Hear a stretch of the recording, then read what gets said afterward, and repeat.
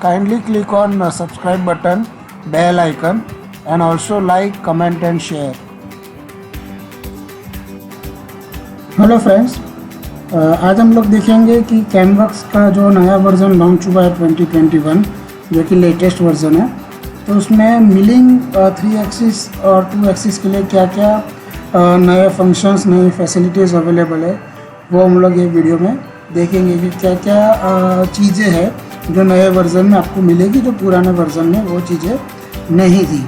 Right, तो one by one हम लोग देखेंगे कि क्या क्या नए नए इन्हांसमेंट हुए हैं। ओके, तो सबसे पहला तो है कि जो स्टॉक मैनेजर है, उस स्टॉक मैनेजर में आपका काफ़ी कुछ चेंजेस हुआ है। पहले की कंपैरिजन में 2 कमांड्स नए और ऐड हुए हैं, तो 2 तरीके से आप अभी स्टॉक को और अच्छी तरीके से डिफाइन कर सकते हो। जैसे सबसे पहला ऑप्शन आता है, दैट इज़ सिलेंड्रिकल स्टॉक। आप सबको मालूम होगा कि आप जब कैनवस का जो अर्लियर वर्जन था 2020 तक आप यूज़ करते थे, उसमें सिलेंड्रिकल स्टॉक के लिए कोई ऑप्शन नहीं था। हमको एक सर्कल का स्केच बनाना पड़ता था, उसको हम लोग एक्सट्रूड स्केच में जाके वो स्केच दिखा देते और उसकी हाइट देते थे, तब जाके सिलेंड्रिकल स्टॉक बनता था। लेकिन अभी 2021 से आप सिलेंड्रिकल स्टॉक डायरेक्टली बना सकते हो। उसके लिए आपको कोई स्केच या ओरिएंटेशन की ज़रूरत नहीं रहेगी, आप ऑटोमेटिकली वो चीज़ बना सकते हो। मैं आपको वो चीज़ सॉफ्टवेयर में दिखाता हूँ। ओके, फॉर एग्जांपल ये आपका मॉडल है और ये हमारा स्टॉक मैनेजर है। स्टॉक मैनेजर को मैं ओपन करता हूँ, तो आप अर्लियर स्टॉक मैनेजर को कंपेयर करोगे तो उसमें सिर्फ 4 ऑप्शन थे, इसमें 6 ऑप्शन है। राइट, तो आप देख सकते हो कि स्टॉक मैनेजर है वो काफ़ी हद तक एनहांस हुआ है। ओके, इसमें हम लोग सबसे पहले देखेंगे that is cylindrical stock. Right, तो सिलेंड्रिकल स्टॉक करने पे आप देख सकते हो कि डायरेक्टली आपका जो स्टॉक है वो सिलेंडर बन गया। तो जो सिलेंडर बना है वो भी ऑटोमेटिक वो बाउंडिंग बॉक्स पकड़ के ही बना है।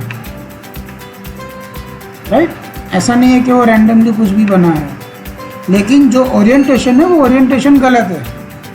राइट, यहाँ पे जो ओरिएंटेशन है वो दिया गया है अराउंड Z, लेकिन अगर आप यहाँ पे देखोगे बॉटम में, तो हमारा जो ओरिएंटेशन रहेगा वो अराउंड X रहना चाहिए, तभी जाके वो सही बैठेगा।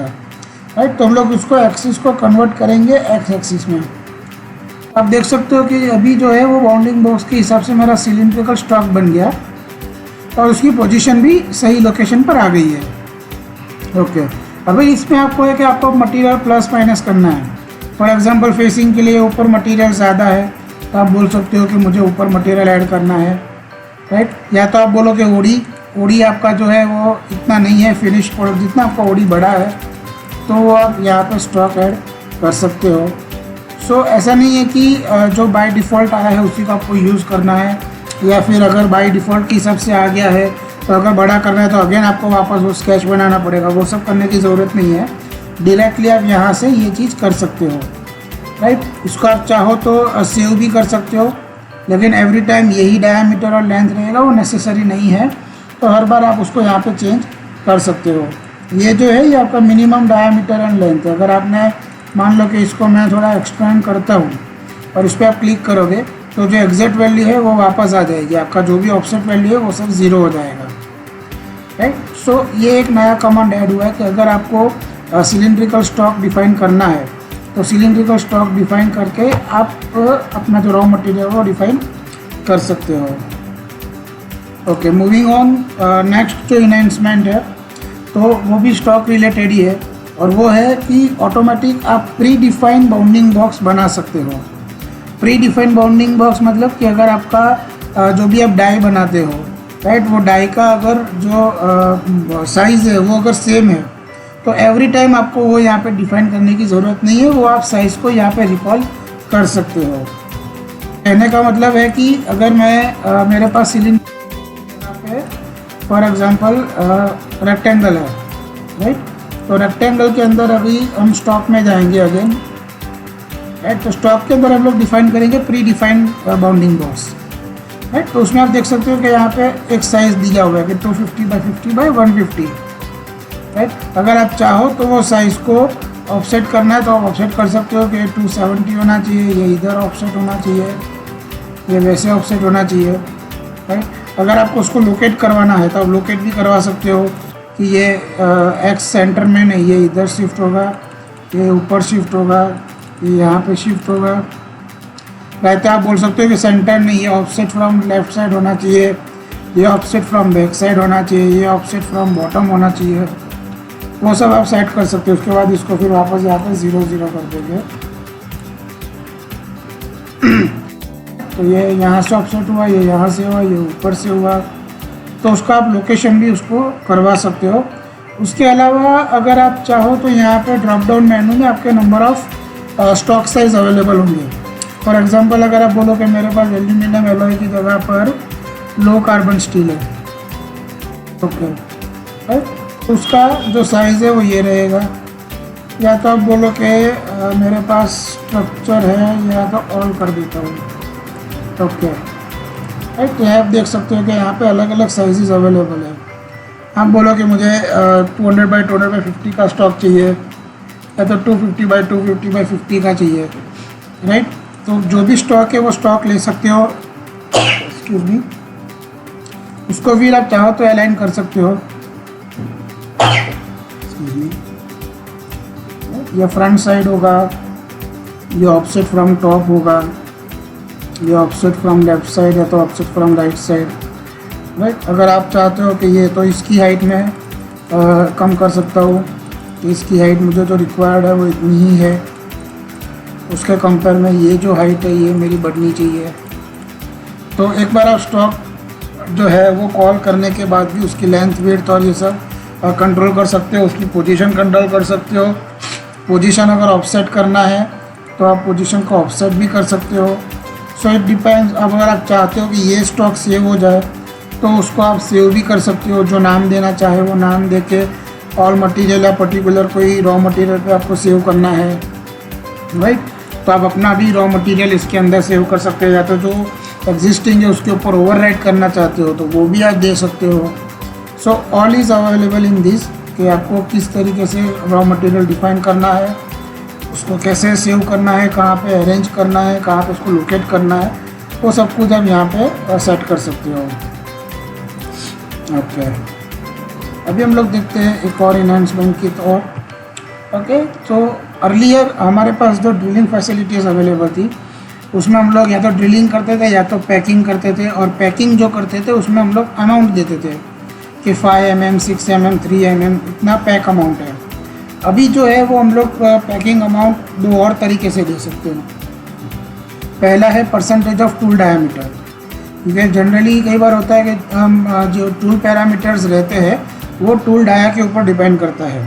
तो आप बोल सकते हो कि जो टूल डाया है उसका फिक्स अमाउंट ऑफ परसेंटेज, जैसे 5%, 10% उतना आपको पैकिंग अमाउंट चाहिए। या तो आप बोल सकते हो फ्लूट लेंथ, राइट। जो फ्लूट लेंथ है वो फ्लूट लेंथ कितनी है उस हिसाब से आप अपना जो भी है, फॉर एग्जांपल मैं बोलूँ कि मैं यहाँ पर एक ड्रिल का प्रोग्राम बना लेता हूँ, ओके। यहाँ पर हम लोग फीचर बनाएंगे hole, select and condition, height दे देंगे, ओके। और यहाँ पर मैं बनाऊंगा जनरेट ऑपरेशन प्लान।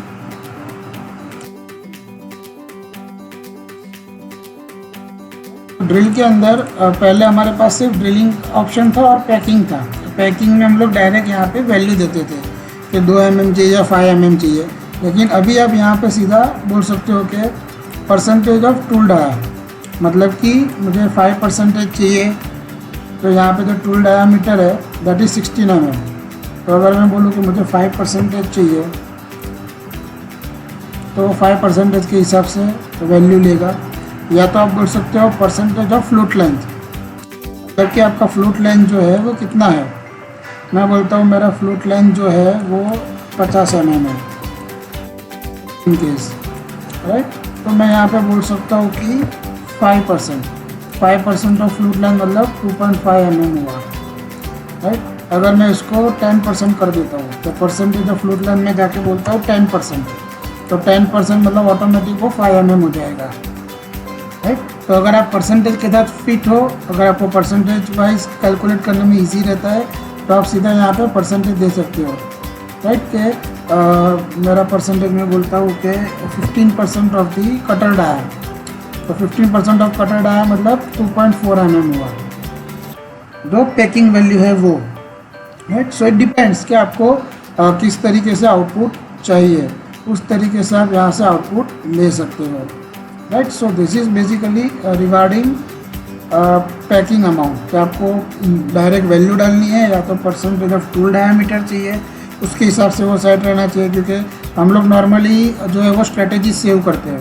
कि ड्रिलिंग में मेरा स्ट्रेटेजी ये रहेगा, लेकिन अगर वो 5 का ड्रिल है और 32 का ड्रिल है तो उन दोनों में वास्ट डिफरेंस है। अगर 5 का ड्रिल होगा तो मैं 10 mm पैक अमाउंट नहीं ले सकता हूँ, लेकिन 32 के ड्रिल में मैं ले सकता हूँ। तो अगर आपको वैसे सेट करना है तो इसको आप परसेंटेज वाइज सेट कर सकते हो कि अगर टूल डायामीटर मेरा चेंज होगा तो ऑटोमेटिक मेरी पैकिंग वैल्यू जो है वो भी चेंज हो जाएगी, क्योंकि हमने वो फिक्स रखा हुआ है कि 15% है, राइट। तो अगर मैं कटर डाया को चेंज करके 32 कर दूंगा, राइट, तो मेरा जो वैल्यू है वो बढ़ जाएगा, 4.8 mm का पैकिंग अमाउंट हो जाएगा। अगर मैं टूल डाया छोटा कर देता हूँ, 16 की जगह मैं 10 का कर देता हूँ, तो 10 का करने पे अगर मैं बोलता हूँ परसेंटेज ऑफ टूल डाया, ओके इसमें पहले से था 15 mm, अगर मैं करते हैं 15% तो वो वैल्यू मेरी हो जाएगी 1.5 mm, right. So it depends कि अगर आप स्ट्रेटेजी सेव करते हो और आपको इस तरीके से करना है तो आपको एवरी टाइम ये पैक अमाउंट भी चेंज नहीं करना पड़ेगा। अगर आपने बोल दिया है कि जो भी कटर का ड्रिल आए लेकिन उसका 15% या 50% जो भी आपको सेट करना है उतना ही मेरा पैक अमाउंट होना चाहिए, तो ऑटोमेटिक अगर आपका टूल भी चेंज होता है तो आपका जो पैकिंग अमाउंट है वो भी ऑटोमेटिक अपडेट हो जाएगा, आपको एवरी टाइम वो अपडेट करने की ज़रूरत नहीं पड़ेगी। So this is very interesting tool जो आप इसके अंदर यूज़ कर सकते हो। Okay, moving further. ओके, अभी आपके पास जो ऑप्शन आता है कि आपका जैसे स्टॉक मॉडिफाई होगा तो उसके साथ साथ आपकी क्या क्या चीज़ें और कितनी कितनी चीज़ें मॉडिफाइड होगी उस मिल जाता है। नॉर्मली क्या होता था कि पहले जब आप कुछ भी चेंज करते थे तो वो खाली आपको बोलता था सॉफ्टवेयर कि the CAMWorks data need to be update, कि आपके कैमवर्क्स के डेटा को अपडेट करना है, लेकिन वो क्या क्या चीज़ें अपडेट करेगा क्या नहीं करेगा वो आपको पता नहीं था। So now you will get to know कि वो क्या क्या चीज़ें अपडेट करेगा। फॉर एग्जांपल अगर मैं स्टॉक में जाके इसको चेंज करता हूँ कि मेरा जो रॉ मटेरियल है वो मैं अभी चेंज कर दिया, ठीक है। जैसे मैं ओके करूँगा तो वो मुझे बोल रहा है कि फीचर और ऑपरेशन कुछ भी नहीं है, लेकिन हाँ मिल पार्ट सेटअप जो है वो मेरा अपडेट होगा, क्योंकि हमने इसको रखा था टॉप सेंटर में, लेकिन अगर मेरा मॉडल का स्टॉक चेंज होगा तो उस हिसाब से मेरा मिल पार्ट सेटअप का XYZ है वो भी चेंज होगा, राइट। तो यस करने पे वो सारा अपडेट हो जाएगा। अगर आप कोई मॉडल के डायमेंशंस चेंज करते हो, इनकेस अगर मैं बोलूँ कि ये जो डायमीटर है लेंथ है ये 60 mm है,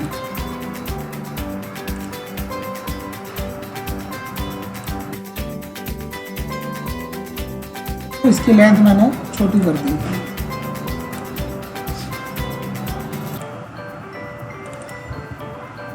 वापस हम लोग जाएंगे इसमें और स्टॉक में चेंज कर देता हूँ। जो भी आपका चेंजेस होगा वो ऑटोमेटिक यहाँ पे अपडेट हो जाएगा। अच्छा, ये जो है ये आप अपने हिसाब से सेट कर सकते हो कि आपको वो चीज़ चाहिए कि नहीं चाहिए, राइट। तो वो जो है वो स्टॉक पैरामीटर मॉडिफिकेशन वाला जो विंडो आ रहा है वो रिक्वायर्ड है, मतलब कि अगर आप चाहते हो कि वो मैसेज दे तो आप ये ऑन रख सकते हो, अगर आप चाहते हो कि वो वैसे नहीं चाहिए तो उसको आप ऑफ भी कर सकते हो। आप कैमवर्क्स ऑप्शंस में जाओगे अपडेट में तो यहाँ पर ऑप्शन है कि on stock parameters modification, right. तो वो आपको रिवील करने के लिए प्रॉम्प्ट करेगा। अगर उसको आप ऑफ कर देते हो और मैं यहाँ पे फॉर एग्जांपल स्टॉक चेंज कर देता हूँ, राइट, तो ये देखिए इसमें कोई मॉडिफिकेशन के लिए कुछ नहीं दिया। लेकिन अगर वही चीज़ मैं यहाँ पे अपडेट में उसको ऑन रखता हूँ, ओके, और फिर मैं वापस स्टॉक में जाके उसको बाउंडिंग बॉक्स कर दूँगा जो पहले था, ओके, तो ऑटोमेटिक वो विंडो मुझे दिखेगी, राइट। तो अगर आपको उसको ऑन एंड ऑफ करना है तो आप वहाँ से उसको ऑन एंड ऑफ कर सकते हो। ओके, दूसरी चीज़ जो है दैट इज़ फ्लैग फीचर, कि कई बार होता है कि हमको पता नहीं चलता कि ये एरर किस वजह से है या तो ये एरर क्या कहना चाहता है, राइट। तो अभी आपको वो एरर का मतलब भी समझ में आएगा, उसका सॉल्यूशन भी आपको सॉफ्टवेयर देगा।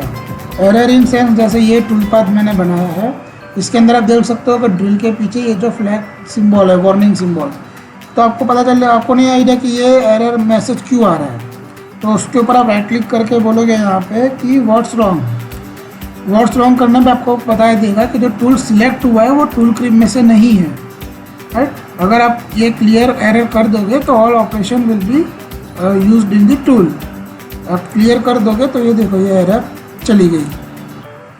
सेम वे ये जो है अपना सेंटर ड्रिल, उस पर भी आप बोल सकते हो कि व्हाट्स रॉन्ग, राइट। इसमें भी वही चीज़ है कि जो टूल सिलेक्ट हुआ है वो टूल क्रिप में से नहीं है। अगर उसको आपको क्लियर करना है तो ये एरर आपकी चली जाएगी। आपके प्रोग्राम तो बनेंगे ही, उसमें कोई दिक्कत नहीं आएगी, लेकिन जो आपने टूल क्रिप सिलेक्ट किया था वो टूल क्रिप में अवेलेबल नहीं है, इसीलिए वो एरर दे रहा था, राइट। ओके, अगर दूसरा मैं बोलूँ कि मैं ये डायामीटर अगर मैं चेंज करता हूँ, ये तो आपको पता ही होगा कि अगर मैं कटर डायामीटर चेंज करता हूँ जो मेरे पॉकेट से बड़ा है, तो मेरा टूल पाथ जो ये आप देख सकते हो कि अगर मेरा जो फीचर है उसका डायामीटर 46 है, और अगर मैं 50 के एंगल से टूल पाथ बना रहा हूँ तो वो यहाँ पे प्रोग्राम नहीं बनाएगा, राइट। सो ये ऑप्शन तो पहले से ही अवेलेबल है। ओके, तो आपको आइडिया आ गया कि अगर क्या चेंज करने पे अगर ये एरर आती है तो क्या करने से वो एरर को हटा सकते हो, और वो एरर किस लिए है वो भी आप व्हाट्स रॉन्ग के अंदर पता कर सकते हो। ओके, दूसरा जो एक चीज़ ऐड हुआ है इसके अंदर, that is probing cycles. Cycles में पहले लिमिटेड फंक्शंस थे, और अभी प्रोबिंग साइकिल की और अंदर जो है वो साइकिल्स ऐड किए गए हैं, जैसे 3 पॉइंट बॉस है, 3 पॉइंट बोर है, राइट। आप इनसाइड आउटसाइड आपको जो भी मेज़र करना है वो पूरा मेज़र कर सकते हो। So let's see how it works. तो सबसे पहले तो मैं यहाँ पे बोलता हूँ प्रोब ऑपरेशन। मुझे एक प्रोब ऑपरेशन करना है, यहाँ पे आप टूल सिलेक्ट कर सकते हो, राइट। टूल पैरामीटर्स आप जब चाहो तब उसको चेंज कर सकते हो, डायामीटर वाइज अगर आपको कुछ चेंज करना है तो, राइट। प्रोबिंग के अंदर ऑटोमेटिक की जगह पे अभी हमारे पास काफ़ी सारे ऑप्शन है, जैसे सिंगल फेज, खाली एक फेज आपको टच करना है, मतलब कि जैसे खाली जेड ऑफसेट लेना है तो आप वो साइकिल यूज़ करो, या तो आप बोलो कि वेब, मतलब अगर इस तरीके का आपका प्रोफाइल है तो वो ऐसे सेट करेगा, या तो पॉकेट, कोई पॉकेट आपको मेज़र करवाना है विथ आइलैंड तो वो आप करवा सकते हो, राइट। तो ऑप्शन है that is 3 point boss, right. तो 3 पॉइंट बॉस के अंदर मैं सिलेक्ट करता हूँ आउटर फेस, कि मुझे ये फेस जो है वो सिलेक्ट करनी है, उसको मेज़र करना है, प्लस उसके जो एंगल्स है, अभी आप देख सकते हो कि ये जो एंगल है ये यहाँ पे जाके कुछ टच करेगा, तो ये मेरे लिए फिजिबल नहीं है, ये गलत होगा यहाँ पे। तो आप चाहो तो उसके एंगल से वो एंगल्स को चेंज कर सकते हो। क्या आप बोलो कि ये जो है वो थोड़ा इधर से चेक हो, फिर ये जो है वो अगेन ये साइड पे आ जाए,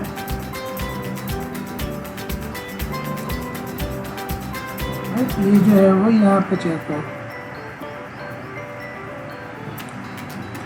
तो इस तरीके से आप तो जो भी एंगल है वो एंगल आप वहाँ पे सेट कर सकते हो, ताकि जो आपका टूल आएगा, तो टूल आपका प्रोबिंग टूल वहाँ से नीचे जाएगा, टच करेगा, बाहर निकल के अगेन सेंटर, अगेन यहाँ पे नीचे जाकर टच, अगेन ऊपर, अगेन यहाँ पे, राइट। तो आप चाहो तो ये मेजरमेंट ले सकते हो, right. In the same way जो बॉस की जगह पर अगर आपको 3 पॉइंट बोर मेज़र करना है, आईडी मेज़र करना है, तो आप आईडी भी यहाँ पे डिफाइन कर सकते हो। उसमें भी अगर कंटिन्यूस सर्कल नहीं है तो आप अपना एंगल्स यहाँ पे डिफाइन करवा सकते हो। फॉर एग्जांपल 0, इसको मैं बोलता हूँ कि 180 और इसको मैं बोल देता हूँ 270। तो इस तरीके से वो सेट करेगा, या तो इसको बोल सकते हो कि 180 की जगह 135, राइट, और 270 या तो फिर 315 कर सकते हो, या तो और उसको कम करना है तो 250 कर सकते हो। सो इट डिपेंड्स आपको कैसे मेज़र करना है, और वो अगेन यहाँ पे आप उसको मेज़र करोगे कि वो आएगा और जाएगा अंदर और मेज़र करके बाहर। अगेन ये जो डेप्थ है, अगर आपको लगता है कि डेप्थ बहुत अंदर है तो डेप्थ भी आप कंट्रोल कर सकते हो। तो जेड डेप्थ आपको कितना चाहिए, हम बोलो कि मुझे ऊपर चाहिए 5 mm ये अंदर जाना चाहिए, राइट। या तो आप बोलोगे 5 mm भी ज़्यादा है, 7 mm ऊपर और लेना है, तो यहाँ से वो मेज़र करेगा और आपको वैल्यूज़ मिल जाएगी। सो बोरिंग ऑपरेशन के लिए भी काफ़ी सारी चीज़ें हैं जो आप यहाँ से सेट कर सकते हो। अब उसका वर्क ऑफसेट अगर आपको चेंज करना है कि 54, 55 जो भी है वो डायरेक्ट आउटपुट में ही आपको मिलेगा। जो वैल्यूज़ आपको डालनी है वो आप डाल सकते हो। तो काफ़ी सारी चीज़ें प्रोबिंग टूल में भी अवेलेबल है जिसको आप यूज़ करके अपना काम इफेक्टिवली कर सकते हो अगर आपके पास प्रोब टूल्स अवेलेबल है तो, राइट। सो फ्रेंड्स, ये कुछ चीज़ें थी 2021 में जो आपको अपना प्रोसेस फास्ट टर्न अप करने में हेल्प करेगा, आपकी एरर्स कम करने में आपको हेल्प करेगा। आई होप कि ये जो इन्हेंसमेंट्स है वो आपको काफ़ी हेल्पफुल और यूज़फुल रहेंगे। उसके अलावा भी काफ़ी छोटी छोटी चीज़ें हैं जो सॉफ्टवेयर के अंदर है, लेकिन जो मेन हाईलाइट फीचर्स थे, जो मेन फंक्शंस थे जो अपडेट हुए, वो मैंने आपके साथ शेयर किया है कि वो इस तरीके से वर्क करेगा। अगर आपको कोई भी डाउट हो, कोई भी क्वेरी हो तो यू कैन कॉन्टैक्ट मी और आपके सारे प्रॉब्लम सॉल्व हो गए, ये मैं पूरी तरीके से ट्राई करूँगा। Thank you.